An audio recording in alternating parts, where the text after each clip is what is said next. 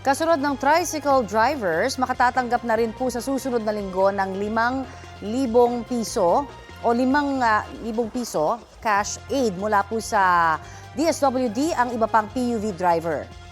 Ayon sa DSWD sa Martes, March 24, ipapamahagi ang ayuda para sa Transport Network Vehicle Service o TNVS drivers. March 25 naman para sa mga jeepney driver. Mula March 26 hanggang 27 naman ang para sa delivery service drivers. March 28 naman, Sabado po yan, magbibigay ng cash aid sa motorcycle taxi drivers.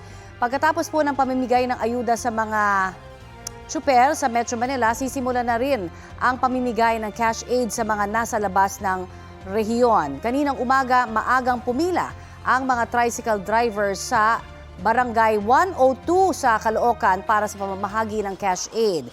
Kwento ng ilan sa kanila, inagahan na nila dahil matatanggap na pera daw ang ipambabayad nila para sa kuryente at upa ng bahay at mamamasada pa sila.